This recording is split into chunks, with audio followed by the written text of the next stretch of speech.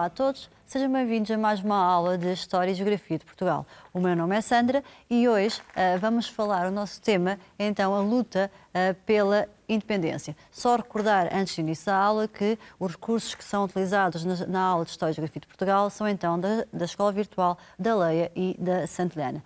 Nós, nas últimas aulas, estivemos a falar dos direitos individuais e hoje vamos falar então pela luta pela independência. Isto é, vamos falar, no caso de Portugal, pela luta da independência de Portugal em 1580 e também, ou neste caso a perda da independência, e também a negociação com a Espanha e relativamente ao 6º ano. Vamos falar então da Guerra Colonial. Reparem que no 5º ano vamos falar da perda de independência por parte dos portugueses, no 6º ano vamos falar da luta das colónias, da luta pela independência por parte das colónias. Vamos iniciar então com a frase de reflexão.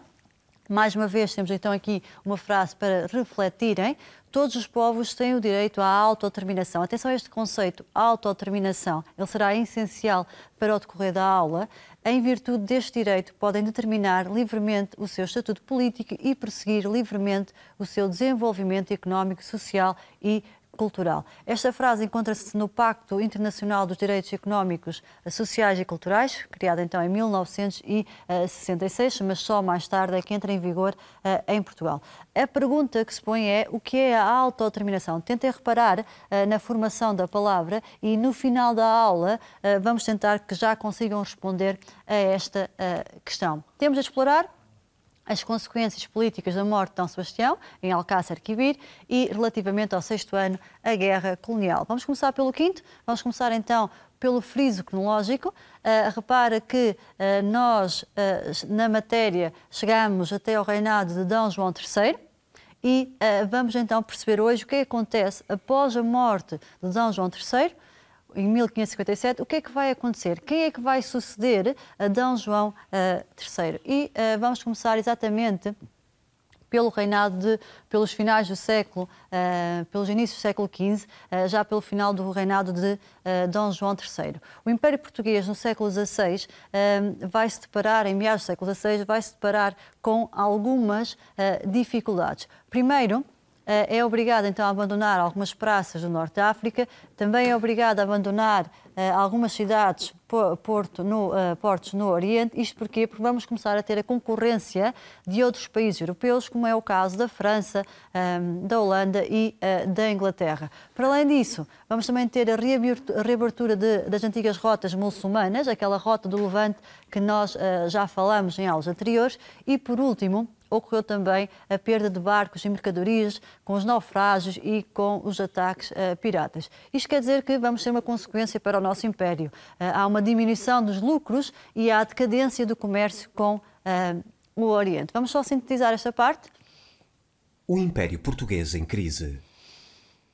O Império Português do século XVI era extenso e diversificado.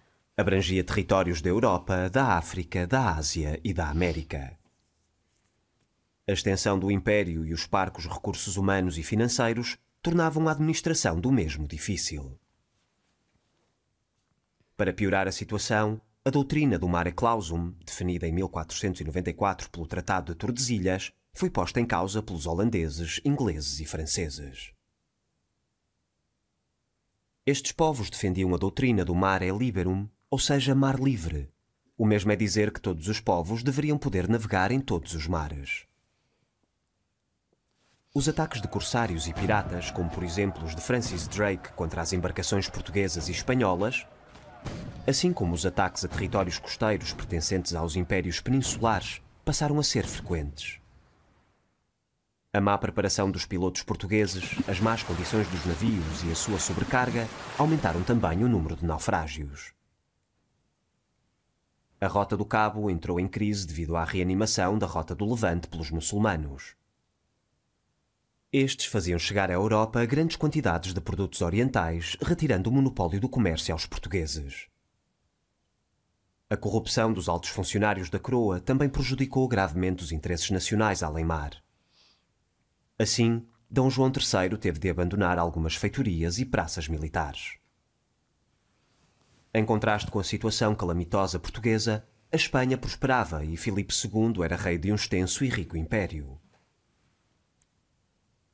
Em síntese, Portugal entrou em crise no século XVI devido a vários fatores: concorrência internacional dos holandeses, ingleses e franceses, ataques de piratas e corsários, perda do monopólio comercial das especiarias com a reanimação da Rota do Levante, dificuldades administrativas devido a escassos recursos humanos e financeiros e a corrupção dos altos funcionários da coroa. Enquanto Portugal caía, Espanha ganhava força e tornava-se na grande potência mundial do século XVI. Okay. A questão que se impõe é quem irá então suceder a Dom João III após a sua morte em 1557. Para isso vamos analisar a árvore genealógica do rei Dom Manuel I. Tentem analisar e perceber quem será ou qual será o seu descendente. Temos então Dom Manuel I sucede Dom João III. Dom João III, quando morre em 1557, já o seu filho Dom João tinha morrido. Isto é, quem irá suceder, quem tem direito então à sucessão, é o rei Dom Sebastião. No entanto, o rei Dom Sebastião tinha apenas 13 anos de idade, não podendo governar. E é necessário que alguém fique como regente do reino, isto é, alguém tem que governar em nome do rei. Primeiramente, quem fica como regente é a sua avó, a Dona Catarina, e mais tarde é então o seu tio-avô, o cardeal Dom Henrique. Dom Sebastião vai acabar então por assumir o governo em 1568 com 14 anos. Ironicamente, o início do reinado dos Filipes em Portugal fecha um ciclo que começara quase 200 anos antes com a coroação do mestre de Avis e a derrota dos castelhanos na Batalha de Aljubarrota. Com a assinatura da paz, em 1411, Portugal começaria a expandir os seus horizontes, descobrindo novas terras e acabando por dividir o mundo com os seus novos amigos espanhóis. Assim, quando em 1521 Dom João III sobe ao trono, herda um vastíssimo e disperso império, que era bastante cobiçado. Embora Dom João III tenha tido 10 filhos, todos acabariam por morrer muito novos, ficando o seu neto, Dom Sebastião, como seu único herdeiro. No entanto, também Dom Sebastião acabaria por desaparecer em batalha. Okay? E o que é que vai fazer então o Dom Sebastião quando inicia a sua governação? Dom Sebastião vai preparar um exército e em 1578 vai partir para o norte da África, supostamente para recuperar a glória dos portugueses e as riquezas que os portugueses tinham conseguido obter através do norte da África. Vamos só ver um pequeno excerto de um filme, também um filme que fala sobre esta batalha. O rei não via, sonhava. Enfim, como se acordasse de repente, gritou: Eia, eia, por Santiago, a eles! Eia, eia, por Santiago, a eles! Desceu a viseira, desembainhou a espada e lançou-se contra os infiéis sem dar aviso aos outros terços. No outro extremo, vendo o rei sair, o duque de Aveiro arremete com os seus.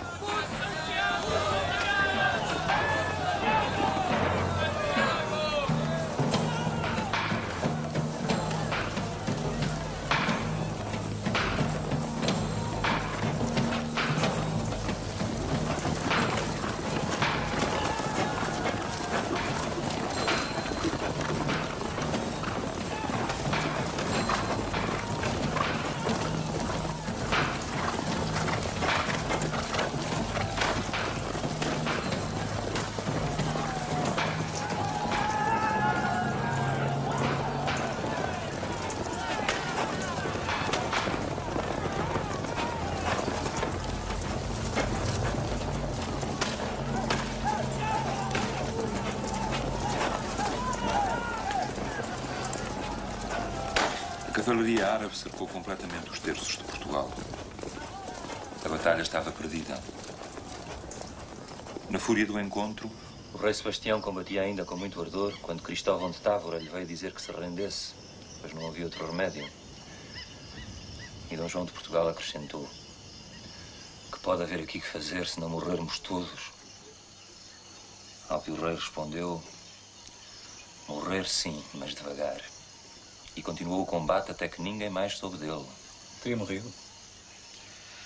Os mouros apresentaram um cadáver, como se fora o de Dom Sebastião, mas nada havia por onde pudesse ser reconhecido. Teria então fugido ou ficado prisioneiro? Oh, glória de mandar, oh vancuíça. Certamente por este excerto vocês já conseguiram perceber qual é o resultado da Batalha de Alcácer Quibir. Nesta batalha, aliás, vocês podem reparar pela imagem que o número de muçulmanos é superior ao número então de portugueses e os portugueses acabam por ser derrotados nesta batalha. Dom Sebastião morre, muitos portugueses são então feitos também prisioneiros. E isto vai ter vai causar um prejuízo enorme para o nosso país. Isto porque Dom Sebastião morre e não deixa descendentes. Quer dizer que voltamos a ter, à semelhança, como vocês já viram, em 1383, uma crise de sucessão. Isto é, não há ninguém para suceder, não há descendente direto para suceder ao trono de Portugal.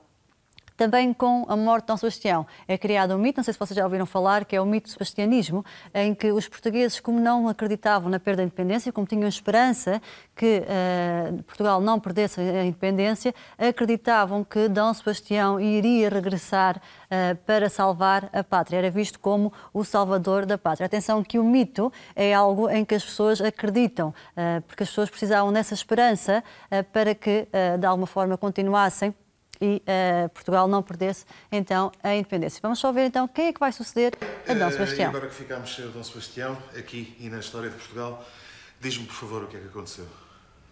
Depois, o seu tio-avô, o cardeal Dom Henrique, que já tinha sido regente durante a infância de Dom Sebastião, sobe ao trono. Uma vez que é cardeal e não se pode casar, Dom Henrique pede autorização ao Papa para renunciar ao seu posto e assim criar descendência. Contudo, Gregório XIII não o libertou dos seus votos. 2 anos depois, morre sem deixar qualquer herdeiro. Exatamente. Então, quem irá suceder a Dom Sebastião é o seu tio-avô, o cardeal Dom Henrique. No entanto, como era cardeal, ele não podia ter filhos e nós vamos continuar com o problema da descendência e da sucessão. A grande preocupação do cardeal Dom Henrique era resolver o problema de sucessão. Vamos só consolidar os conteúdos para podermos avançar. O desastre de Alcácer Quibir. Foi no ano de 1554 que nasceu Dom Sebastião, o desejado. O seu nascimento, muito desejado por todos, aconteceu pouco tempo depois da morte de seu pai, assegurando deste modo a sucessão ao trono de Portugal.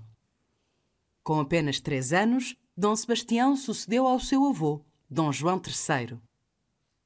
Devido à sua idade, apenas assumiu a governação do reino em 1568, já com 14 anos de idade. Um dos seus principais objetivos era imitar as glórias alcançadas pelos seus antecessores, lançando-se em combates contra os muçulmanos no norte de África. Assim, em 1578, acompanhado por um exército com cerca de 17.000 homens, partiu para Marrocos. Naquela que ficou conhecida como a Batalha de Alcácer Quibir, Portugal sofreu uma pesada derrota contra um exército muito mais numeroso. Morreram cerca de 7.000 soldados do exército português e grande parte dos restantes foram feitos prisioneiros. Desapareceu então Dom Sebastião, com apenas 24 anos, sem deixar herdeiros diretos. Abriu-se assim um grave problema de sucessão ao trono, tendo sido colocada em causa a independência de Portugal. No entanto, como o seu corpo nunca foi encontrado, surgiu a ideia de que o rei não estava morto e que haveria de voltar um dia para salvar o país. Nasceu o mito do sebastianismo. Okay. Vamos então agora tentar perceber quem é que irá suceder ao trono de Portugal. Morreu Dom Sebastião, morreu o cardeal Dom Henrique. Vamos ter que olhar novamente para a árvore genealógica do rei Dom Manuel I e perceber quem poderia suceder a Dom Sebastião. Há 3 candidatos. Reparem que, olhando para a árvore genealógica, nós temos então 3 candidatos. Temos o rei Filipe II de Espanha, que nós já ouvimos falar dele num dos vídeos. Temos Dom António Prior do Crato. Atenção que Dom António Prior do Crato era filho de Dom Luís, mas era filho ilegítimo. E nós já sabemos que os filhos ilegítimos, a nível de aceitação e descendência ao trono, nem sempre era possível. E depois temos então a rainha Dona Catarina de Bragança. Destes 3 pretendentes, qual será ou qual é o grau de parentesco relativamente a Dom Manuel I? Se repararem, eles são todos netos de Dom Manuel I. Vamos só então sintetizar? E porquê porquê é que o Papa não deixou Dom Henrique renunciar aos seus votos? Porque era familiar de Filipe II. Seria um dos mais fortes candidatos ao trono de Portugal, logo após a morte sem filhos do cardeal Dom Henrique. Ah, muito me contas. E quem eram então os candidatos? No começo eram 5, mas no final apenas 3 se destacaram. Tínhamos Dom António, prior do Crato, Dona Catarina de Bragança e Dom Filipe II, o rei de Espanha. E dos 3 acabaria por ser Dom Felipe, o nosso rei. Estás muito enganado, meu caro Luís. Apresento o reinado mais curto da história de Portugal. Dom António foi aclamado pelo povo o rei de Portugal, mas numa condição bastante polémica, uma vez que era por muitos considerado filho ilegítimo do infante Dom Luís. Sem dispor de um exército organizado, as suas tropas foram esmagadas na Batalha de Alcântara pelas tropas espanholas lideradas pelo Duque de Alba. Agora sim. Pelo Duque de Alba, sendo Dom António destornado um mês depois de ter subido ao trono e substituído por Filipe II de Espanha. E Dom António falou ao povo e disse: o meu reinado vai ser tão bom, não foi? A maioria dos historiadores nem sequer coloca Dom António na lista de reis. Há, no entanto, uma história engraçada, uma história com E que lhe está associada. Boa, adoro histórias com E. Uns anos mais tarde, Dom António irá tentar recuperar a coroa, desta vez com o apoio dos ingleses, que desembarcaram perto de Peniche e se dirigiram a Lisboa. Na capital, eles eram esperados como os amigos de Peniche. Contudo, devastados pela peste e com uma artilharia ineficaz para atacar Lisboa, os ingleses iriam desistir e voltariam ao seu país, deixando os apoiantes de Dom António a perguntar-se o que seria feito dos amigos de Peniche. E assim se corrige essa tremenda injustiça para com os penichenses. Os ingleses foram maus amigos, ou pelo menos inconsequentes, uma vez que deixaram Filipe no trono. Mas como é que Filipe II se torna rei se havia uma alternativa bem mais válida e completamente portuguesa, que era a Dona Catarina de Bragança? Dona Catarina, infanta de Portugal e duquesa de Bragança, era filha do infante Dom Duarte, filho do rei de Portugal Dom Manuel I e irmão do rei Dom João III, que era o avô de Dom Sebastião. O marido de Dona Catarina, o Duque de Bragança, jogou pelo seguro. Não quis arriscar as suas imensas posses num jogo político extremamente perigoso com Filipe. Mas os Bragança tinham de certeza um grande apoio da nobreza e do clero, não? Em princípio, sim. Só que o imenso poder de Filipe, o seu caráter forte, a sua estratégia diplomática influenciaram os portugueses. E, claro, o seu dinheiro. Ah, claro, o dinheiro. A nível comercial, o Império de Filipe, conhecido como o Império onde o Sol nunca se põe, e o português complementavam-se na perfeição, abrindo assim novos mercados aos dois reinos. Também a nível financeiro, a união era vantajosa para os mercadores portugueses, uma vez que a frota espanhola da prata injetava enorme quantidade de metais preciosos que eles precisavam para alimentar o tráfico com o Extremo Oriente. Olha, vamos então consolidar toda esta informação. Primeiro, sabemos quem são os 3 pretendentes. São então Dom António, prior do Crato, Dom Filipe I e também a Dona Catarina. Vamos retirar a Dona Catarina de Bragança e vamos ficar com 2 pretendentes. Quem é que apoiava, quais os grupos sociais que apoiavam cada um deles? Reparem que é muito semelhante à crise que nós tivemos, a crise social de 1383-1385. Temos o povo a não querer perder a independência do lado de Dom António, prior do Crato, e depois temos a nobreza, o alto clero e a burguesia interessados nas novas terras, nos cargos, e aliás a burguesia interessada também em novos mercados, a apoiarem Dom Filipe I. Vamos só, então, ver agora o que acontece a seguir, a nível da sucessão ao trono. Temos os 3 candidatos. Seguidamente, ocorrem as cortes de Almeirim. Consegue identificar, através do documento, quem é que é reconhecido o rei nas cortes de Almeirim. Temos, então, Dom Filipe II, passa a ser, então, rei de Portugal e conhecido como Dom Filipe I, porque tinha o apoio da maioria do clero e da nobreza.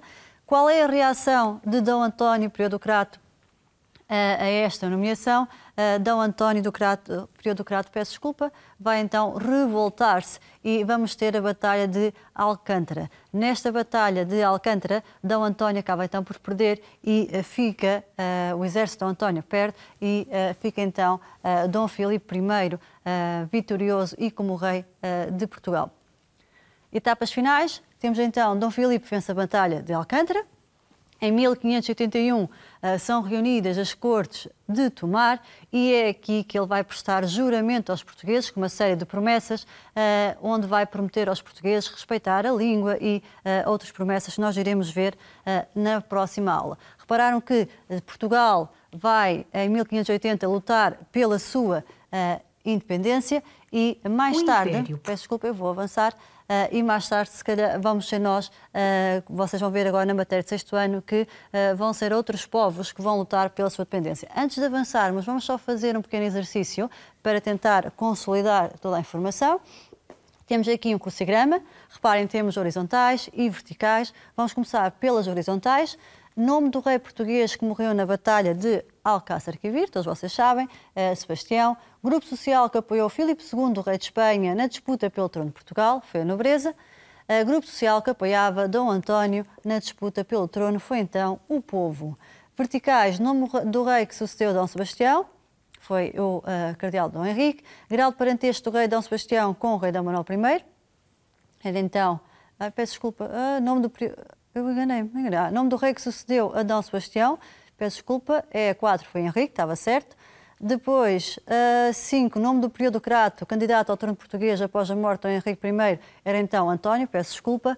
Grau de parentesco do rei Dom Sebastião com o rei Dom Manuel I, é então 6, que era bisneto, está certo. Continente em que ocorreu a Batalha de Alcácer Quibir, é então África. Eu vou avançar com este exercício, depois, mais para a frente, podemos repeti-lo. Vamos então para o século XX e para a luta pela independência dos territórios. Século XX, reparem mais uma vez, vamos aqui para o início da Guerra Colonial em 1961. Só recuperando muito rapidamente, 1961 inicia-se a Guerra Colonial, primeiro em África, 1963 passa então, estende-se para outros territórios, primeiro então em Angola, depois na Guiné-Bissau e mais tarde em Moçambique. Não se esqueçam que a Guerra Colonial tem início porque Salazar se recusava a dar independência a estes territórios. Vamos ver então um bocadinho sobre esta guerra colonial. O MPLA tinha apoio soviético e os americanos, temendo perder posição nas lutas de independência, resolveram tomar a iniciativa através da UPA de Holden Roberto. A 15 de março foram lançados ataques em fazendas por todo o norte de Angola. Os repórteres da RTP conseguiram sair de Luanda e apanhar um avião para Carmona, com o objetivo de filmar os massacres. Em Carmona, acompanharam uma coluna formada por militares e colonos que procuravam retomar as cidades até Maquela do Zombo, junto à fronteira do Congo. As condições em que a coluna evoluiu foram duríssimas. Para além dos ataques constantes, os guerrilheiros da UPA também envenenaram as linhas de água.